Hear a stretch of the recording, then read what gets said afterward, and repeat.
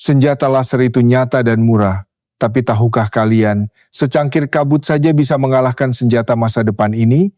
Kita selalu bermimpi tentang perang masa depan dengan tembakan laser warna-warni.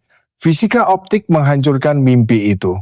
Bukan karena kurang listrik, alasan senjata laser gagal menggantikan rudal murni karena hukum pembiasan cahaya atmosfer kita. Di film fiksi ilmiah, senjata laser bisa menghancurkan kapal ruang angkasa dalam sekejap. Cahaya bergerak pada kecepatan 300.000 km per detik, jauh lebih cepat dari rudal manapun. Logikanya, laser adalah senjata pertahanan yang paling sempurna dan mutlak. Tapi kenapa militer di dunia nyata sangat jarang menggunakannya? Jawabannya ada pada udara bumi. Halo Sobat Sains, saya Raka Pratama dari Kenapa Itu Ya. Hari ini kita akan membongkar cetak biru peperangan masa depan. Mulai dari kelemahan fatal senjata laser, kota rudal bawah tanah, hingga mengapa drone bawah air akan membuat kapal induk menjadi barang rongsokan. Semuanya akan kita bedah murni dari sudut pandang fisika, geologi, dan sains terapan. Mari kita mulai.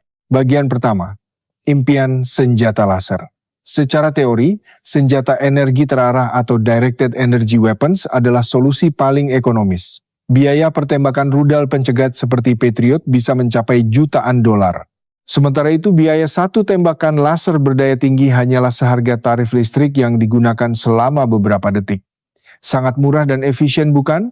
Selain murah, laser memiliki keunggulan mutlak yaitu kecepatan. Tidak ada objek bermassa yang bisa mengalahkan kecepatan cahaya. Saat radar mendeteksi rudal musuh, tembakan laser akan mengenai target secara instan tanpa perlu memperhitungkan lintasan peluru atau hambatan angin. Sebuah garis lurus energi mematikan yang tidak mungkin bisa dihindari. Bagian kedua, fisika cahaya laser. Apa itu laser? Laser adalah singkatan dari Light Amplification by Stimulated Emission of Radiation. Berbeda dengan cahaya senter yang menyebar, laser memancarkan foton yang koheren. Artinya, gelombang cahaya bergerak dalam fase yang sama dan sangat terfokus, memungkinkan energi yang sangat besar dikonsentrasikan pada satu titik kecil. Energi yang terfokus inilah yang mampu memanaskan dan melelehkan logam pelindung rudal dalam hitungan detik, menyebabkan komponen elektronik di dalamnya terbakar atau bahan peledaknya meledak prematur. Di ruang angkasa yang hampa udara, senjata ini akan bekerja dengan sempurna tanpa hambatan sama sekali. Tetapi, peperangan kita terjadi di dalam atmosfer bumi. Bagian ketiga, masalah pertama, dispersi atmosfer.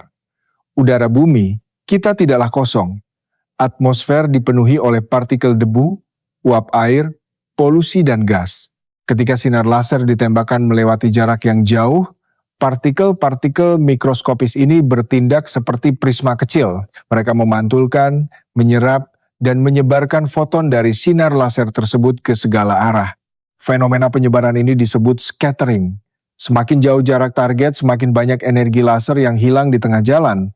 Sebuah laser berkekuatan 100 kW yang ditembakkan dari jarak 10 km mungkin hanya akan terasa seperti lampu penghangat saat tiba di permukaan rudal musuh.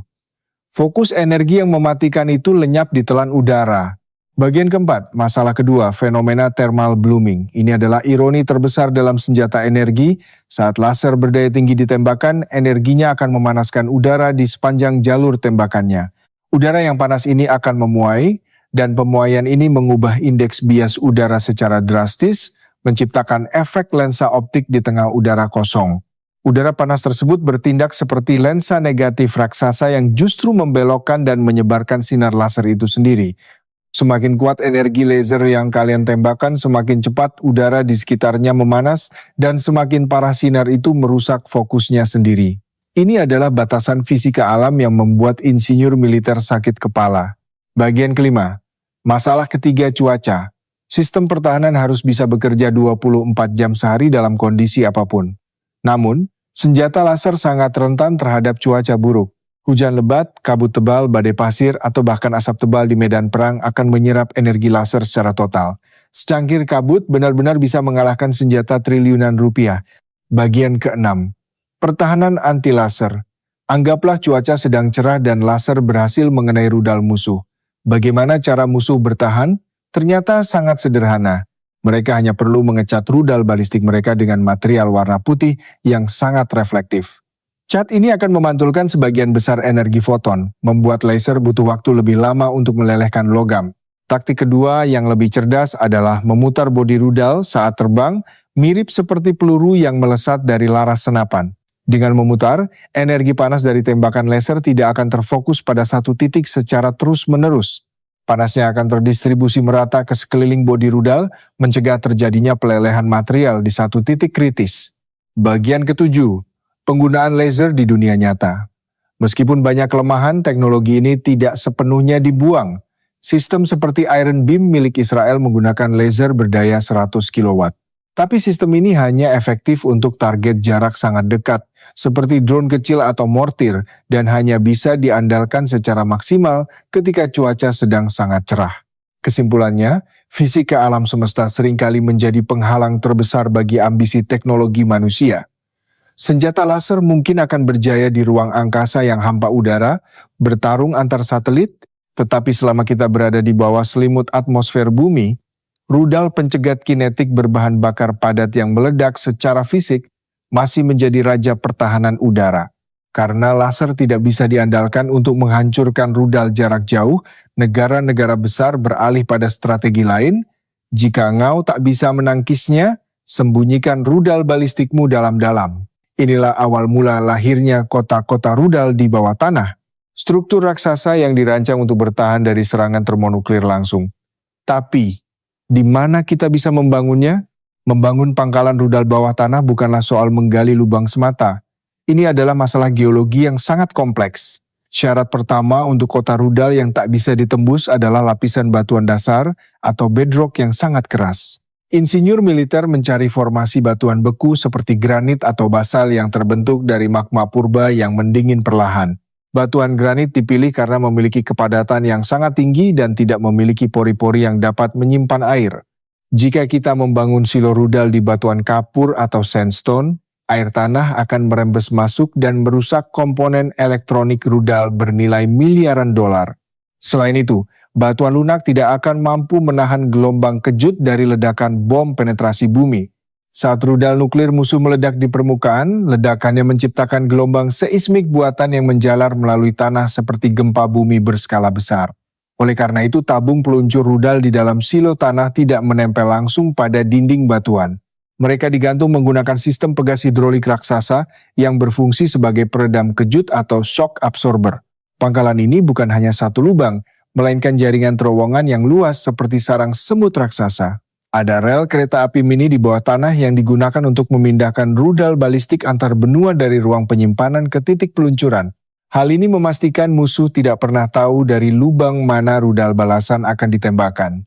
Selain perlindungan fisik, kota rudal bawah tanah harus memiliki sistem sirkulasi udara tertutup atau closed loop life support. Jika terjadi perang nuklir, udara di luar akan dipenuhi debu radioaktif.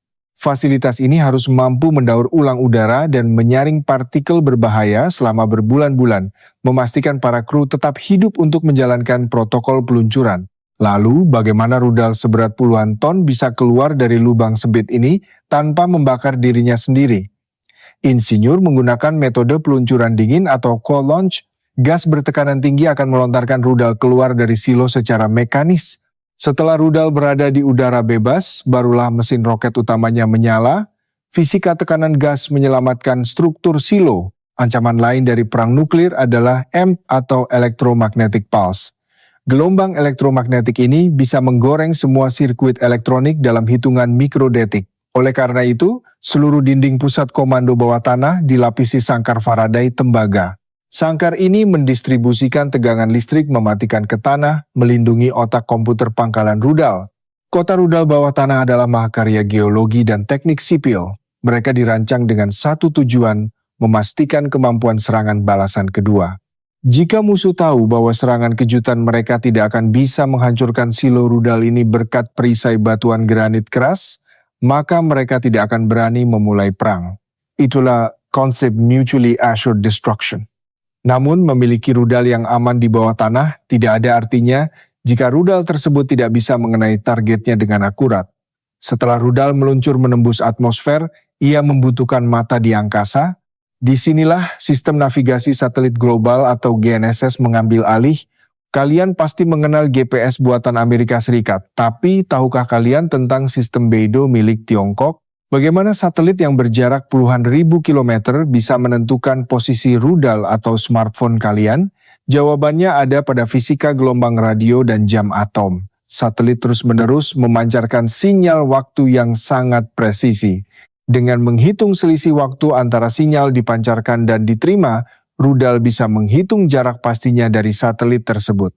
Secara teori, dengan sinyal dari 4 satelit berbeda, posisi 3 dimensi dapat dikunci sempurna. Namun, fisika alam lagi-lagi ikut campur. Sinyal radio dari ruang angkasa harus menembus lapisan ionosfer bumi. Lapisan ini dipenuhi oleh elektron bebas dan ion yang diciptakan oleh radiasi ultraviolet dari matahari. Lapisan ini bukanlah ruang kosong yang tenang.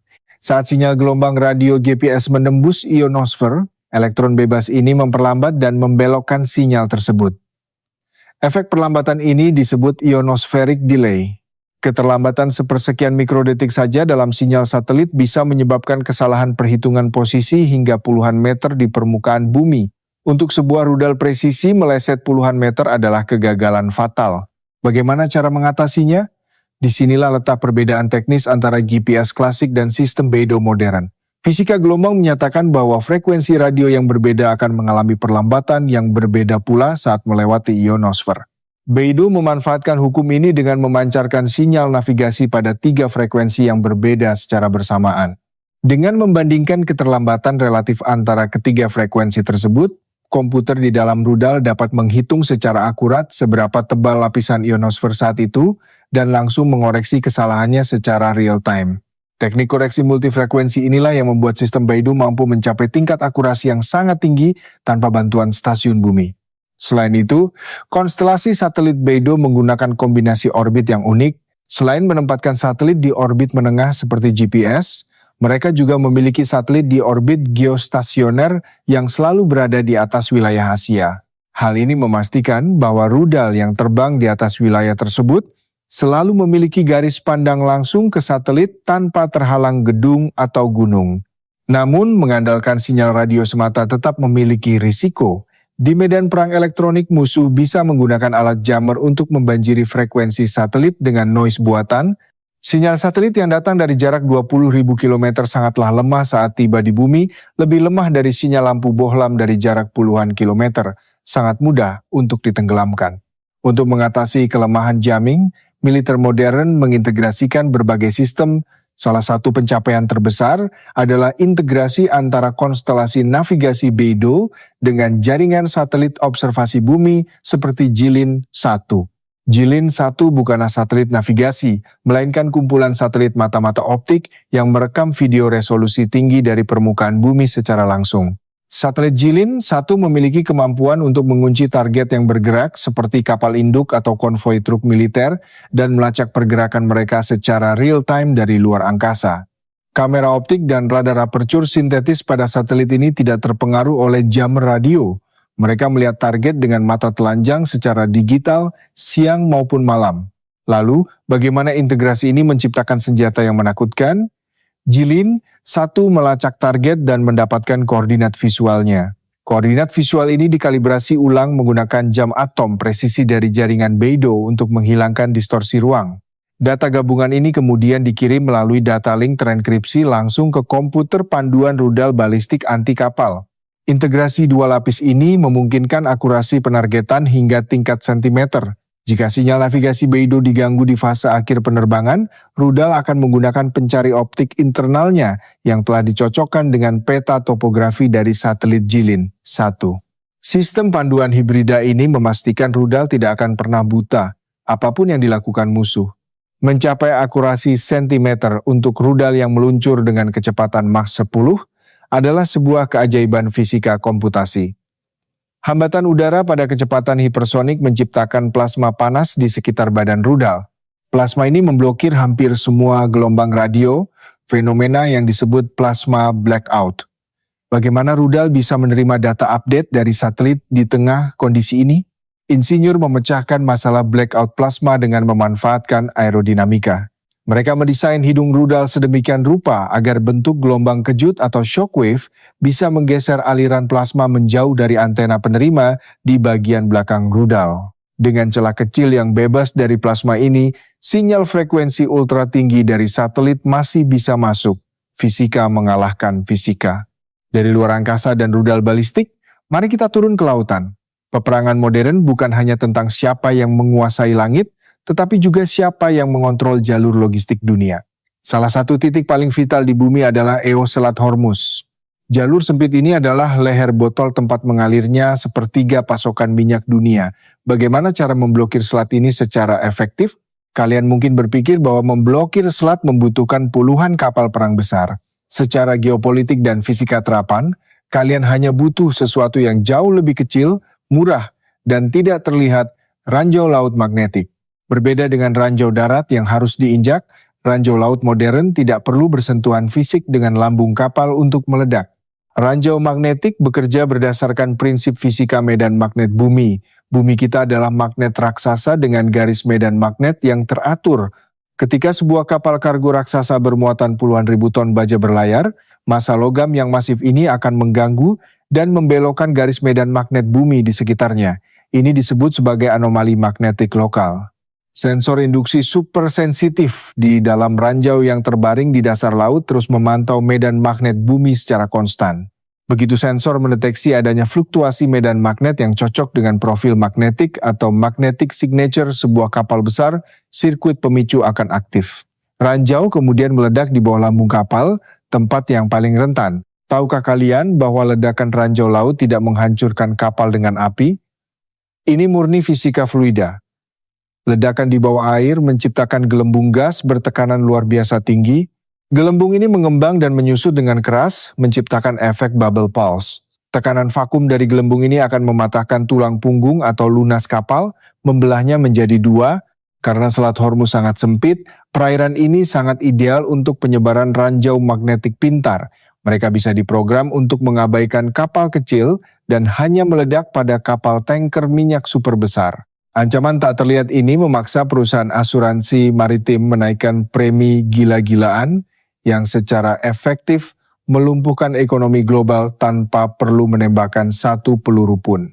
Untuk melawan ranjau magnetik, Angkatan Laut menggunakan kapal penyapu ranjau khusus yang lambungnya tidak terbuat dari baja, melainkan dari kayu, fiberglass, atau paduan non-magnetik.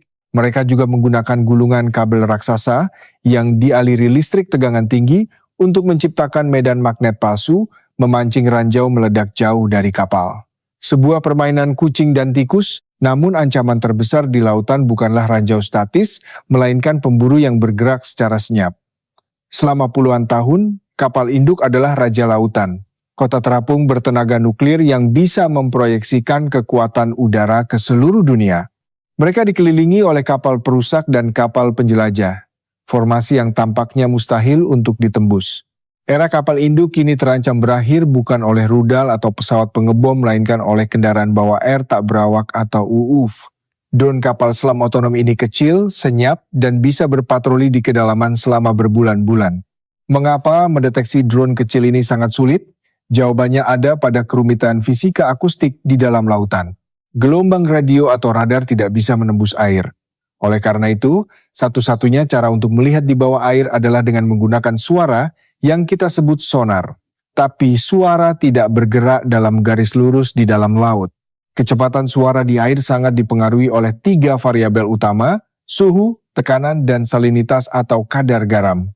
Di lautan, terdapat lapisan air yang suhu dan kepadatannya berubah secara drastis yang disebut lapisan termoklin.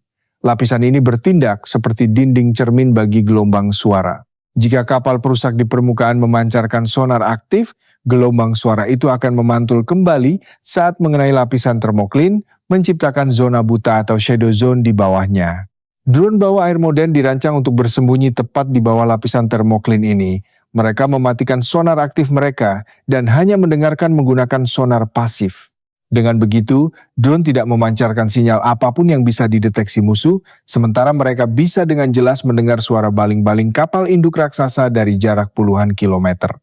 Fenomena fisika lautan lain yang dimanfaatkan oleh drone bawah air adalah saluran SOFAR atau Sound Fixing and Ranging Channel. Ini adalah pita perairan di kedalaman sekitar 1000 meter, di mana kecepatan suara berada pada titik paling lambat karena keseimbangan antara suhu dingin dan tekanan air. Suara yang terjebak di saluran ini akan terus dipantulkan naik turun.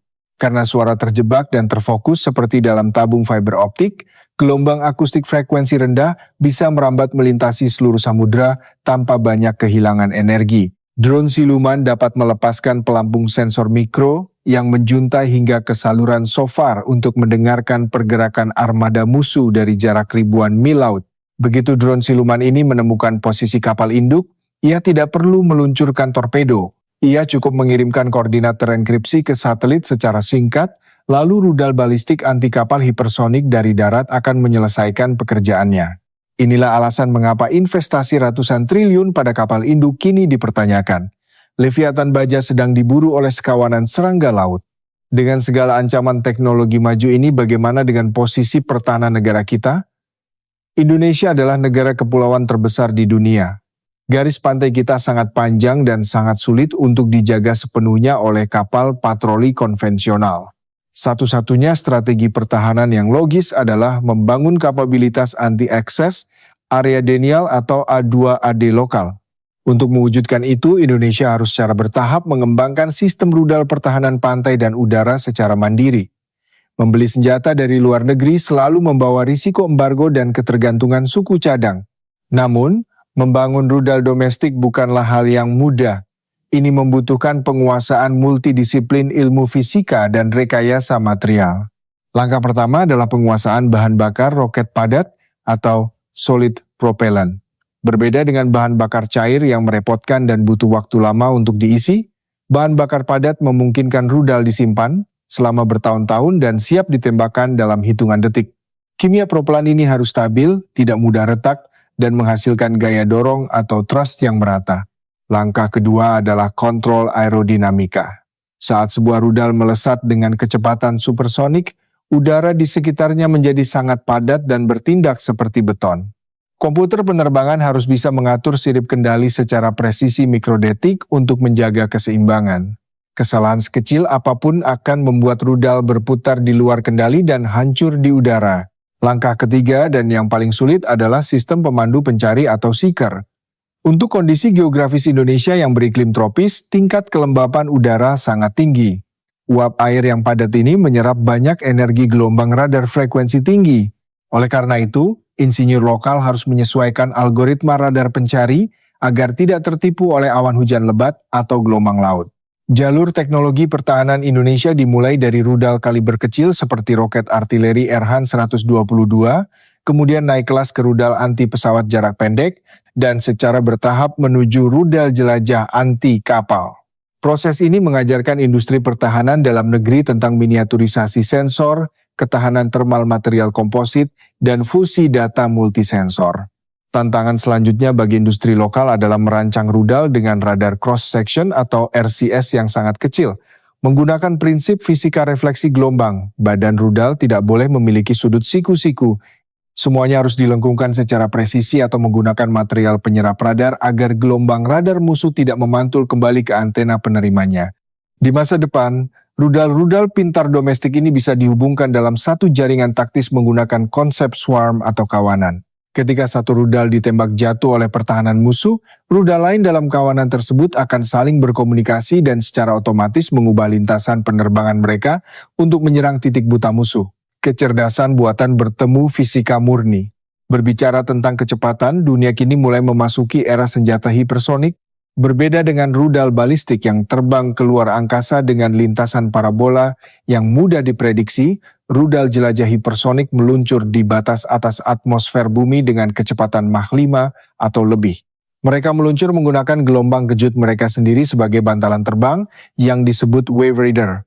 Keunggulan utama senjata hipersonik bukanlah murni pada kecepatannya, melainkan kemampuannya untuk bermanuver secara ekstrem pada kecepatan tinggi.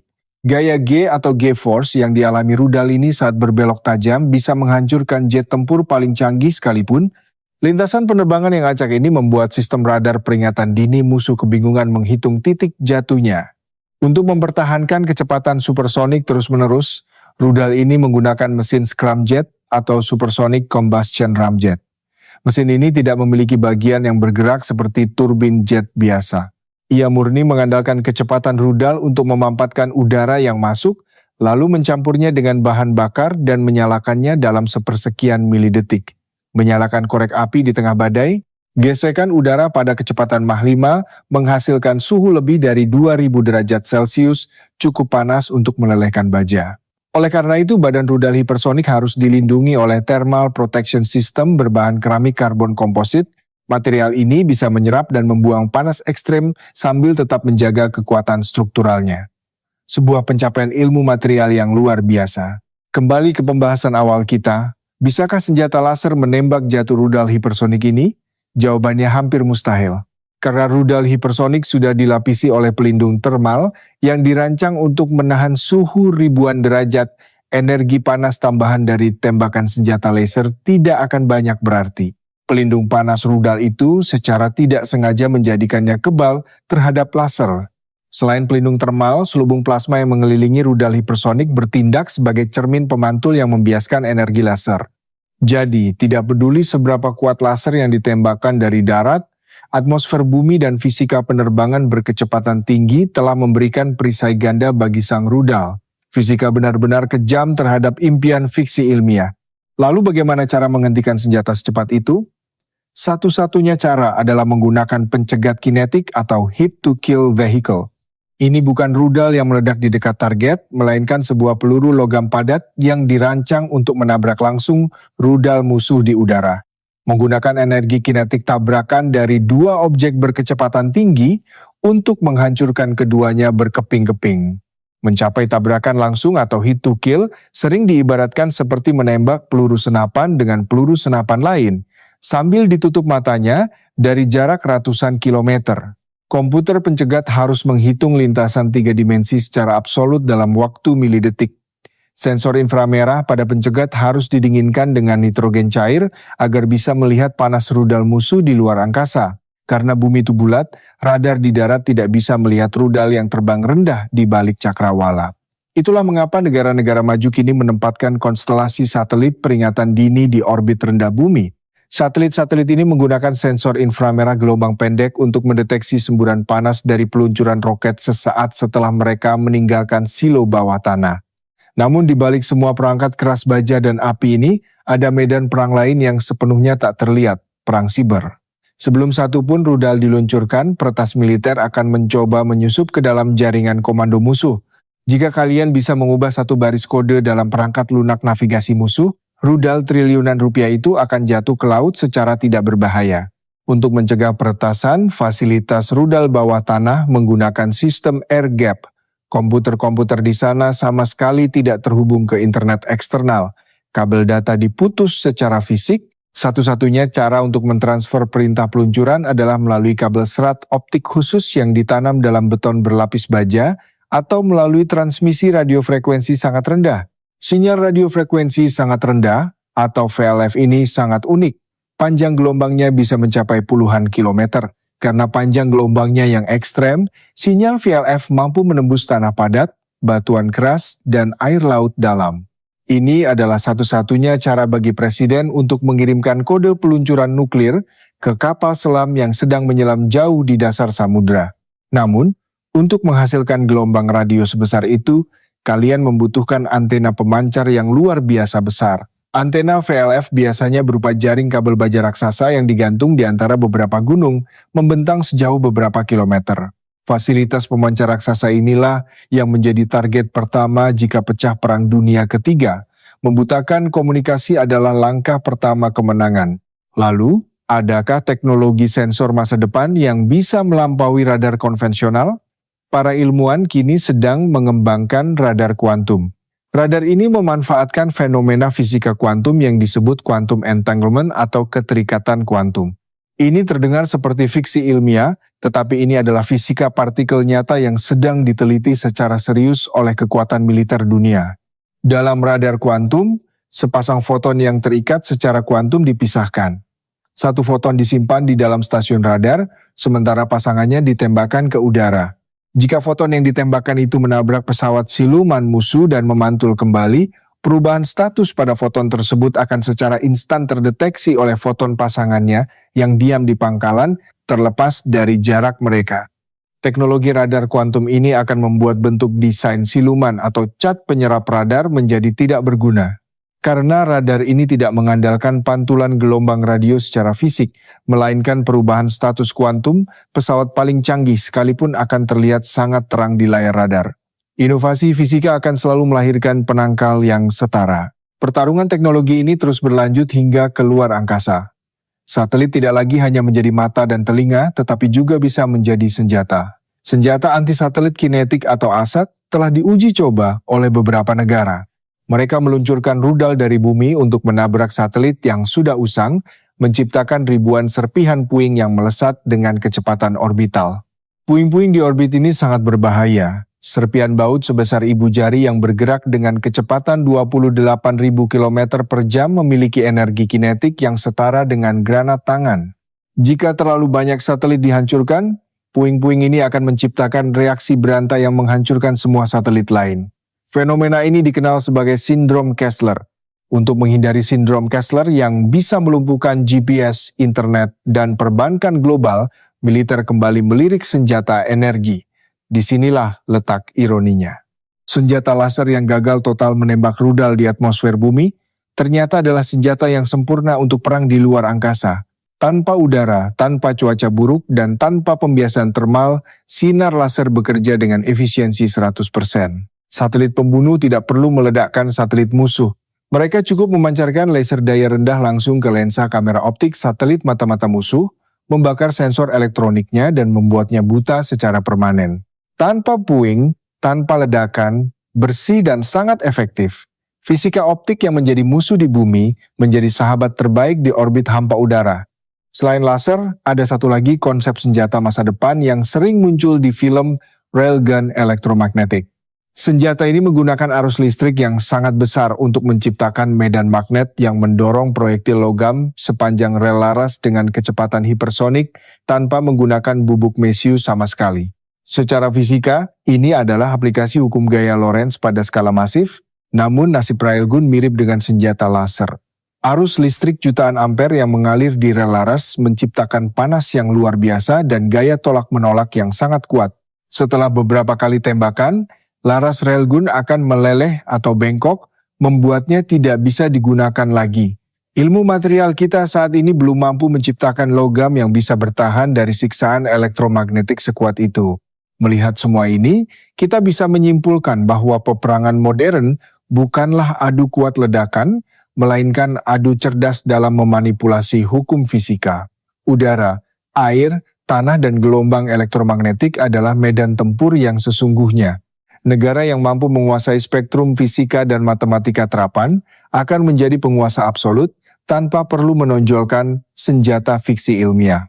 Tetapi, secanggih apapun sistem panduan, satelit atau drone bawah air, elemen terpenting dalam sistem pertahanan tetaplah manusia. Insinyur yang merancang algoritma, geolog yang memetakan batuan keras untuk silo, dan fisikawan yang menghitung indeks bias atmosfer. Otak manusia adalah komputer kuantum paling kompleks yang pernah ada dan ia tidak bisa dijamin oleh sinyal musuh. Bagi Indonesia, pemahaman mandiri tentang sains terapan ini sangatlah krusial. Kita tidak bisa terus bergantung pada teknologi impor yang bisa dimatikan dari jarak jauh melalui pembaruan perangkat lunak rahasia. Membangun industri pertahanan dalam negeri bukan sekadar kebanggaan nasional, melainkan kebutuhan mutlak untuk bertahan hidup di era geopolitik yang semakin memanas. Oleh karena itu, investasi terbesar sebuah negara bukanlah pada pembelian jet tempur, melainkan pada pendidikan STEM bagi generasi mudanya.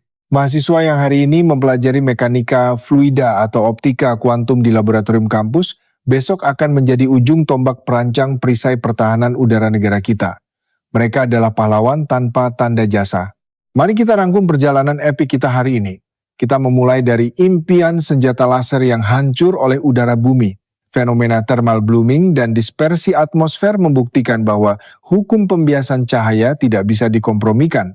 Mengecat rudal dengan warna putih reflektif ternyata cukup untuk membuat senjata energi triliunan rupiah menjadi tidak efisien di atmosfer.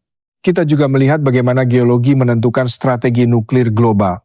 Batuan granit purba menjadi perisai alami yang tak tertembus untuk kota-kota rudal bawah tanah.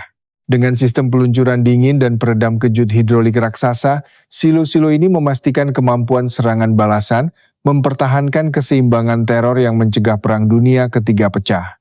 Di angkasa, kita membedah perbedaan teknis antara GPS klasik dan Beidou, serta bagaimana penggunaan frekuensi ganda mampu mengoreksi distorsi dari lapisan ionosfer bumi. Ditambah dengan integrasi satelit mata-mata optik Jilin, rudal balistik modern kini bisa menavigasi blackout plasma dan menghantam target bergerak dengan akurasi tingkat sentimeter. Mata elang digital dari orbit. Di lautan, kita belajar tentang fisika ranjau magnetik pintar yang memanfaatkan anomali medan magnet bumi lokal untuk mematahkan lambung kapal supertanker. Senjata pasif yang murah ini mampu memblokir selat strategis seperti Hormuz, mencekik pasokan energi global, dan membuktikan bahwa asimetri dalam peperangan modern sangatlah nyata. Kecil, tak terlihat, namun mematikan. Lebih jauh di kedalaman laut, kita membongkar rahasia akustik bawah air. Lapisan termoklin dan saluran SOFAR dimanfaatkan oleh drone kapal selam otonom untuk bersembunyi dari sonar aktif, sekaligus mendengarkan pergerakan armada kapal induk dari jarak ribuan mil. Kelemahan akustik inilah yang membuat era kejayaan benteng terapung raksasa perlahan mencapai akhir senjanya. Kita juga menyentuh era senjata hipersonik dengan mesin scramjet dan pelindung termal keramik komposit yang secara tak sengaja membuatnya kebal terhadap senjata laser. Manuver acaknya di batas atmosfer menantang batas komputasi sistem pertahanan konvensional, memaksa lahirnya teknologi pencegat kinetik super presisi dan jaringan satelit peringatan dini berbasis inframerah di luar angkasa. Dan akhirnya, kita melihat bahwa di luar angkasa hampa udara, senjata fiksi ilmiah seperti laser justru menemukan rumah aslinya. Digunakan untuk membutakan sensor satelit tanpa menciptakan puing berbahaya yang bisa memicu sindrom Kessler. Sementara itu, railgun elektromagnetik masih berjuang melawan hukum termodinamika dan keterbatasan ilmu material di bumi. Sobat Sains, film fiksi ilmiah memang memberikan tontonan visual yang sangat memukau, namun memahami sains terapan dan fisika murni di balik teknologi militer dunia nyata memberikan perspektif yang jauh lebih menakjubkan. Realita ternyata lebih rumit, lebih menantang, dan pada akhirnya lebih mempesona daripada imajinasi para penulis naskah Hollywood. Setiap senjata memiliki kelemahan yang dijahit langsung oleh hukum alam semesta. Udara menyebarkan cahaya, lapisan ionosfer membelokkan gelombang radio, dan air laut memantulkan suara. Kunci kemenangan bukanlah mencoba melawan hukum alam tersebut, melainkan memahaminya secara mendalam dan memanfaatkannya sebagai senjata tak kasat mata untuk mengalahkan musuh. Setelah membedah semua fisika persenjataan ini, bagaimana menurut kalian? Apakah kalian punya ide gila untuk mengatasi masalah thermal blooming pada senjata laser? Atau mungkin kalian lebih percaya pada rudal konvensional berbahan bakar padat? Bagikan pendapat analitis kalian di kolom komentar di bawah. Saya akan membaca dan membalas teori-teori menarik dari kalian. Jika kalian merasa otak kalian bertambah cerdas setelah menonton video bedah teknologi ini, jangan lupa klik tombol like. Bagikan juga video ini ke grup mabar game shooter atau teman-teman pecinta sains dan sci-fi kalian, biar mereka tahu bahwa perang masa depan tidak semudah asal pencet tombol laser pew-pew. Mari kita sebarkan literasi sains yang masuk akal. Pastikan kalian sudah subscribe channel ini dan menyalakan lonceng notifikasi untuk terus membongkar mitos teknologi populer dan sains masa depan lainnya. Cek juga video kita tentang rudal hipersonik untuk tahu senjata yang beneran mematikan. Terima kasih sudah belajar fisika bersama hari ini. Saya Raka Pratama dari Kenapa Itu Ya. Sampai jumpa di analisis sains berikutnya.